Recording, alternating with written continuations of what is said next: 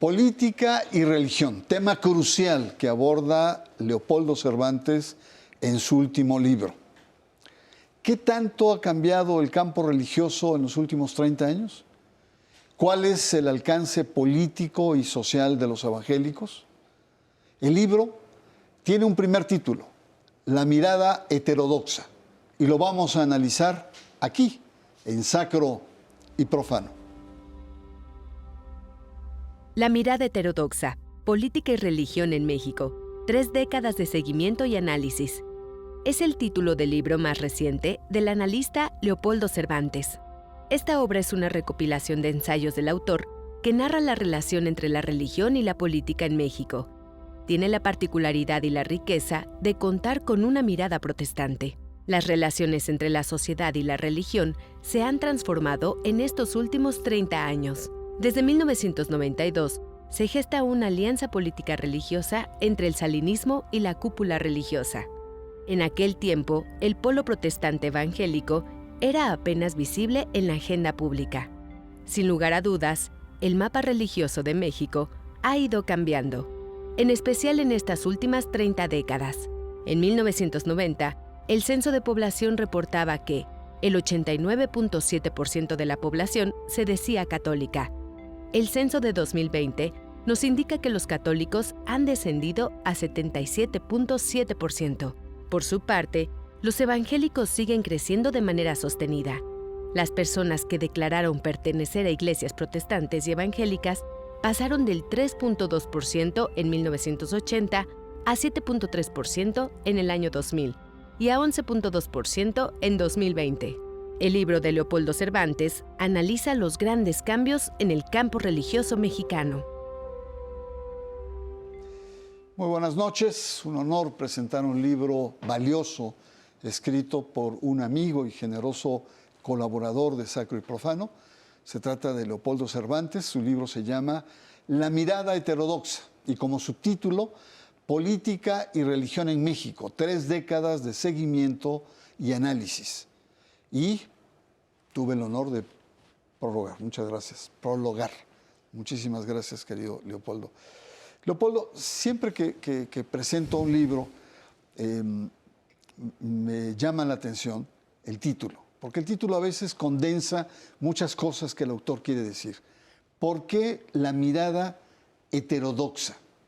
¿Qué significa esta expresión como título de tu libro?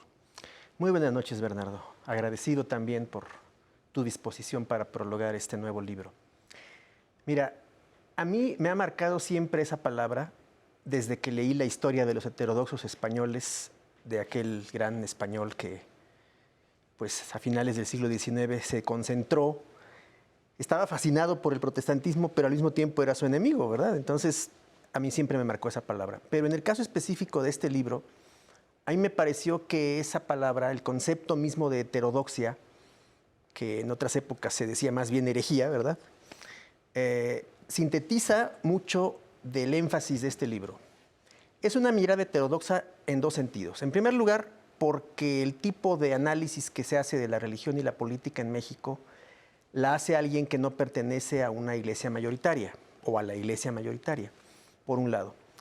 Por ahí es heterodoxo el asunto, pero también por el lado de que yo no soy politólogo, no soy sociólogo, yo estudié teología, pero la afición que muestra este libro de más de 30 años para trabajar estos temas produce esa heterodoxia. Alguien dedicado a la teología, dedicado a los análisis de ese tipo, metiéndose a la historia contemporánea, muy directa, como el subtítulo bien lo dice, son 30 años.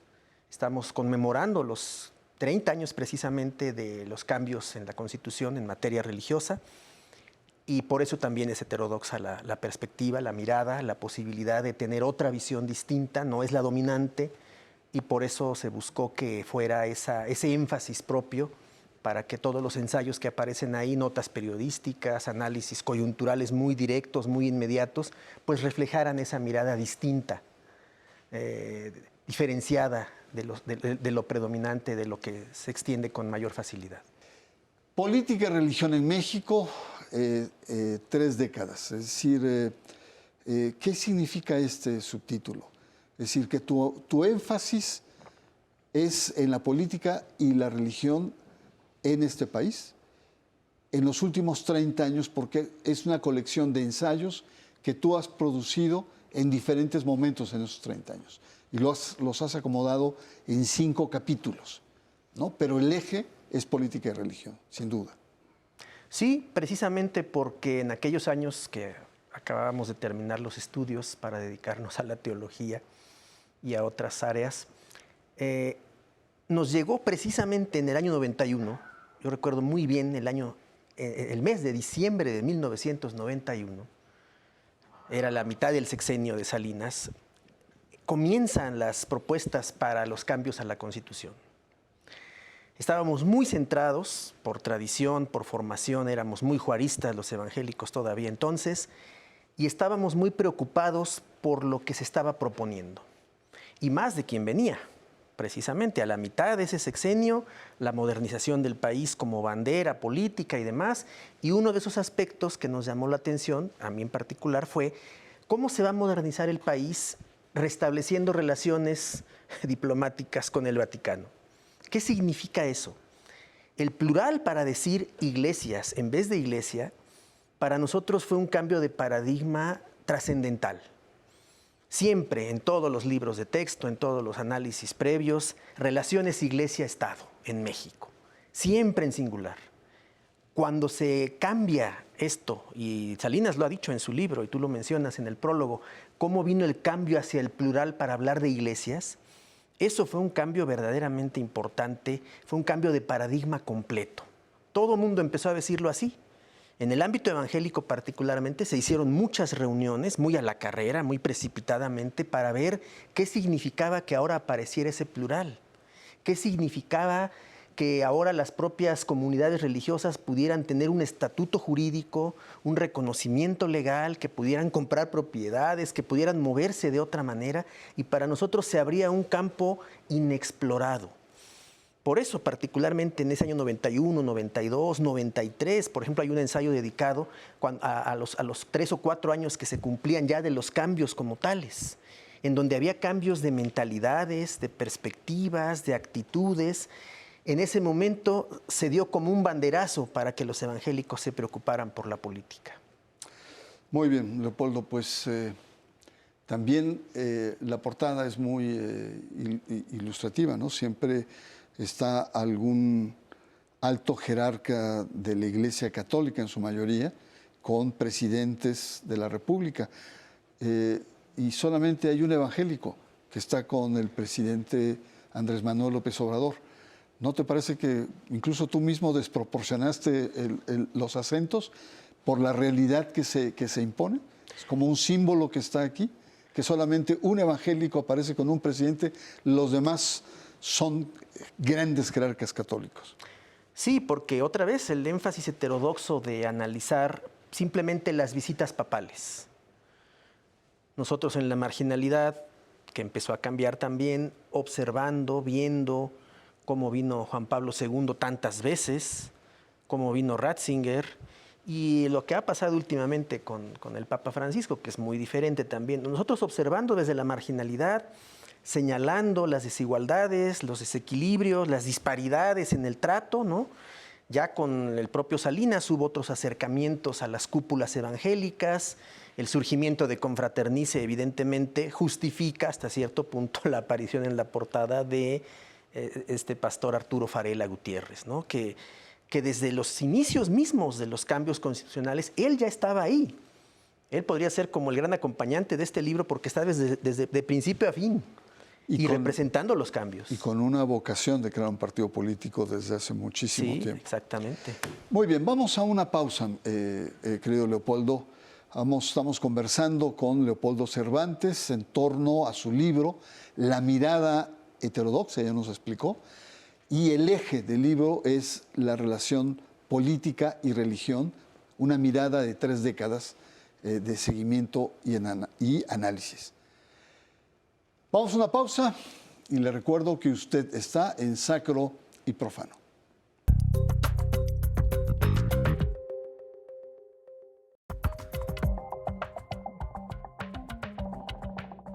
Regresamos, estamos conversando con Leopoldo Cervantes sobre su libro La mirada heterodoxa.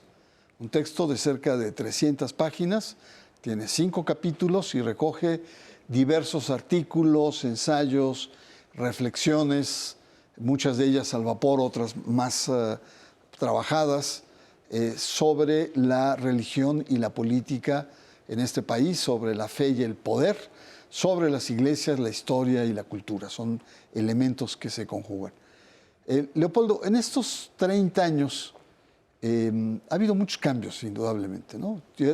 Hiciste énfasis en uno, que es la relación, los cambios constitucionales en el 1992, justamente hace 30 años, en donde las iglesias tienen una presencia social, política, cultural, que no tenían antes, un estatus nuevo. Ha habido cambios, es decir, hay una reconfiguración de lo religioso. La Iglesia ha perdido el monopolio de la fe y de la salvación, es decir, hay un ascenso de otras sensibilidades religiosas y ascenso de no sensibilidades religiosas también, y también a nivel del el aspecto, el espectro de los grupos evangélicos. ¿Por qué no nos conversas un poco? ¿Cómo ves estos cambios en los 30 años, precisamente en estos grupos evangélicos, protestantes que tenemos actualmente? Para responder a lo que me estás preguntando, me voy a referir a la estructura del libro. Una primera versión consideraba incluir los textos de una manera un tanto cronológica, pero reflexionando y deteniéndonos más a ver la necesidad de presentar algo más articulado, me pareció adecuado que tuviera estas 5 secciones. En primer lugar, historia, laicidad y derechos humanos. Perdón que te interrumpa, pero ahí me impresionó mucho cuando leí la afirmación de que las nuevas generaciones de evangélicos han perdido memoria liberal y memoria de Juárez, que marca a las generaciones precedentes. Es decir, las generaciones que te preceden eran fundamentalmente juaristas y liberales. Los jóvenes evangélicos están perdiendo esta noción. Eso es también muy revelador de los cambios de los tiempos, ¿no? En las ideas. Eso es una realidad. De hecho, ahora mismo ideológicamente está sucediendo, y creo que una figura que podría resumir y representar incluso lo que acabas de mencionar sobre el juarismo y el pensamiento liberal es la figura del líder del partido Encuentro Social o Encuentro Solidario, como se llamó después, Hugo Eric Flores. A Hugo Eric Flores muchas veces lo quisieron como acorralar, como encerrar para que él se definiera en relación con el liberalismo protestante anterior. Y él siempre le sacó la vuelta. Y las respuestas que dio, que a mí me han sorprendido mucho, porque él estudió en Harvard, estudió política, estudió ciencias políticas en Harvard, sus respuestas a mí no me han satisfecho en absoluto y no ayudan a entender ese cambio, esa orfandad, como también lo digo en otro momento en el libro, en que el protestantismo mexicano deja su juarismo, deja su liberalismo y entra a otra zona ideológica que no es la suya. Sí, eso es algo de llamar la atención. Ahora, en tu libro, Leopoldo, varias veces en ensayos y en artículos aparece el partido Encuentro Social, Encuentro Solidario en sus diferentes versiones, cuando muere, cuando resucita y cuando vuelve a caer, y el personaje de Hugo Eric Flores. ¿Por qué, digamos, este énfasis tan marcado en tu libro de este personaje y de este partido político? Sí, yo recordaría las otras partes del libro, no me voy a tener en cada una. Protestantismo, política y cultura es la segunda. Desarrollos y cambios, la tercera. Coyunturas electorales, que es justamente ahí donde me ocupo del partido Encuentro Social. Justamente por muchas lecturas y algunos cursos que hemos impartido al respecto, a mí me pareció muy importante trazar y exponer la diferencia que ha habido entre otros países y México en cuanto a los partidos políticos no católicos, de inspiración abiertamente evangélica o protestante. De tiempo atrás, muchos de nuestros antiguos maestros de teología en esta zona religiosa y teológica, pienso por ejemplo en don José Míguez Bonino, un metodista argentino de larguísima trayectoria, hablaban de cómo la política en América Latina era tan peculiar que los partidos de este tipo de inspiración no se atrevían a surgir, particularmente en nuestro país, como ha sucedido, por ejemplo, en Brasil, en Guatemala o en Chile, ¿no? por decir algo. El Brasil es el gran ejemplo. Y el contraste que se hace entre esas situaciones con las nuestras marca una diferencia clarísima. Los cambios de la Constitución, como lo decía hace un momento, dieron el banderazo para que las comunidades protestantes que eran apolíticas, que veían el ambiente político como muy pernicioso y negativo, de repente ahora con esos cambios se interesaran de golpe por la cuestión política. Ese cambio fue muy importante en esos años. Yeah. Sí, es muy contrastante y hay que recordar que en el caso del Partido Encuentro Social, por ley electoral, si no alcanza el 3% de la votación, es suprimido, o sea, no tiene viabilidad. Y 2 veces en las últimas elecciones el partido no ha alcanzado este porcentaje mínimo exigido por la ley, que también es interesante porque si uno ve la conformación de los grupos evangélicos según el último censo, estamos hablando de un 12 mínimo por ciento. Entonces significa que no todos los evangélicos protestantes están de acuerdo con esta presentación política de un partido evangélico. Bueno, hay otro tema que también es importante escuchar tu opinión, lo católico, ¿no? Ese monopolio perdido, se ufanaban los obispos, tenían el 90% de católicos en este país y hablaban a nombre del pueblo mexicano, hablaban a nombre de la fe, ¿no? Que era absoluta. Y se ponían como interlocutores básicos frente no solamente al poder del Estado, a los empresarios, a los medios, etc. Esto ya no existe más. Se acabó. Sí, uno de los ensayos recogidos acá se llama Protestantismo y Guadalupanismo, que entra en la parte cultural, ahí cito mucho a Octavio Paz, por ejemplo, y a otros historiadores, porque siempre a los evangélicos en México se nos ha señalado de ser casi como apátridas por no ser guadalupanos, por no participar de ese espíritu de fiesta del 12 de diciembre, que nos causa muchas incomodidades aquí en la capital, sobre todo en el norte, ¿no? Pero sí, entrar a esa zona y a esa franja de cambio donde lo católico romano ha perdido esa influencia, hay que recordar que se dice, los sociólogos manejan que diariamente de América Latina, en América Latina, 10,000 católicos dejan de serlo por día, lo cual es muy, muy llamativo. Eso lo dijo el CELAM hace algunos años. Exactamente, sí. Es una cifra dramática. Exacto. Cada día hay 10,000 católicos menos que se pasan a otras denominaciones. Muchos espacios, a nuevos espacios.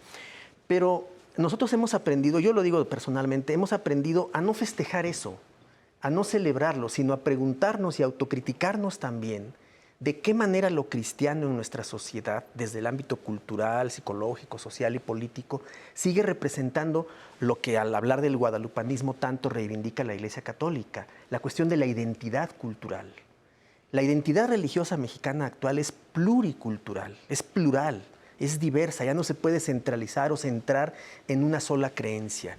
Y eso está pasando, y sabemos, por ejemplo, en el sureste hay unos cambios verdaderamente dramáticos en ese sentido. Entonces, la autocrítica también preside mucho de lo que estos textos pretenden expresar para no celebrar ni festejar eso, sino tratar de adaptarnos y tratar de responder también de una manera seria y sólida a esas transformaciones. Sí, es muy interesante porque las estadísticas y estudios te muestran que lo que se está perdiendo en los católicos es la institucionalidad. Hay un proceso de desinstitucionalización de la fe. Y por el contrario, las religiosidades populares, incluyendo el guadalupanismo, se mantienen o en algunos casos con la pandemia se han disparado también. Entonces, son cosas que culturalmente son muy interesantes de analizar. Otro punto para finalizar este bloque, y es el tema de los políticos, los partidos políticos, la otra parte, ¿no? Hemos enfatizado mucho la parte, digamos, de la religión, pero ¿no te da la impresión que muchos, la crisis de los partidos, la crisis de lo político en América Latina y en México, lleva a que muchos políticos sean muy pragmáticos? y aparentemente de la noche a la mañana aparecen muy religiosos, teniendo un pasado de mucha corrupción, etcétera. Se les ve adorando a la Virgen de Guadalupe o dando donativos a las iglesias, ¿no? ¿No hay una reconfesionalización de esta clase política pragmática y mañosa? Bueno, esa última palabra que acabas de usar lo define muy bien, porque habría que ver, por ejemplo, en ciudades como Monterrey, dedicar la ciudad de Monterrey a tal o cual santo patrono, o hacerlo en otros lugares no tan grandes como esa capital del norte, pero sí, yo vería más bien un movimiento doble, te lo mencionaba hace un momento, políticos metidos a la religión y religiosos metidos a la política. Nuevamente, el cambio del año 92 propició, y tú lo has de recordar muy bien, cómo algunos pastores y algunos dirigentes religiosos sintieron que podían dar el salto a la arena política, sintiendo que podían llevar consigo bloques de votantes, voto corporativo, clientelismo.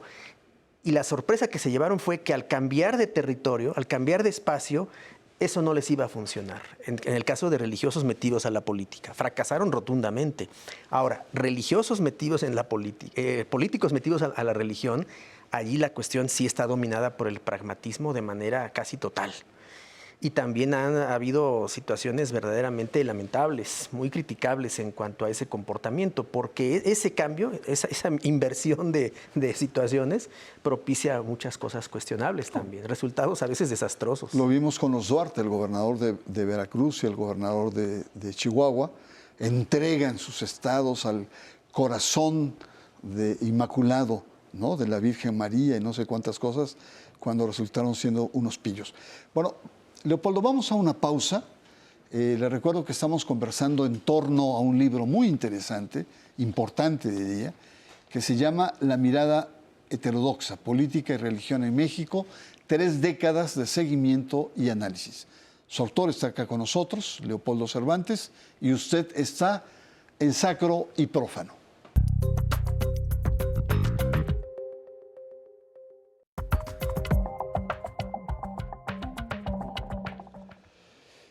Regresamos en este tramo final, conversamos en esta recopilación de ensayos, artículos agrupados en el libro La mirada heterodoxa, política y religión en México, 3 décadas de seguimiento y análisis. Leopoldo, una última pregunta, casi obligada porque está a lo largo del texto, y es la presencia de Carlos Monsiváis en tus ensayos. Omnipresencia, diría yo, porque realmente ser protestante en México y no referirse a Carlos Monsiváis es una exageración, es un problema. Es imposible referirse al protestantismo en México y no hablar de Monsiváis. Él es heredero directo de alguien como don Gonzalo Báez Camargo, que fue integrante de la Academia Mexicana de la Lengua, y ellos dos, quizá con un par de personajes más, podríamos decir que abarcan prácticamente el siglo XX y parte del XXI en el caso de Monsiváis, acerca de esa presencia protestante, presencia cultural, presencia liberal, presencia muy politizada, y que permitió que Monsiváis, por ejemplo, y me referiré solamente a ese texto que aparece en el libro, la ocasión en que Carlos Monsiváis recibió un Premio Nacional de Literatura delante de Vicente Fox. Y la defensa a ultranza que hizo Monsiváis delante de este expresidente del liberalismo mexicano. Y los apes que le metió a Carlos Abascal, ¿no? A Carlos Abascal. Episodios Provida, episodios Yunque. Imperdibles de la gran trayectoria literaria, cultural, pero también política e ideológica de Monsiváis. Sí, es una presencia inevitable para todo aquel que se acerque al protestantismo mexicano. Leopoldo, yo te agradezco mucho tu presencia aquí, aprecié mucho tu libro, y precisamente como lo puse en el prólogo, felicito a Leopoldo Cervantes por atreverse a recapitular su propia trayectoria intelectual sobre la observación del factor y los cambios del factor religioso en México. El libro no es una cápsula de tiempo, son textos vivos, escritos en diferentes momentos, etapas, humores, que ahora releídos y actualizados son muy valiosos. Sin duda nos ayudan a situarnos en estos nuevos desafíos actuales y vigentes. Esta recopilación es una magnífica oportunidad para emplazar coordenadas actuales, ¿no?, de desafíos del cristianismo actual. Soy Bernardo Barranco y le espero la próxima semana aquí en Sacro y profano.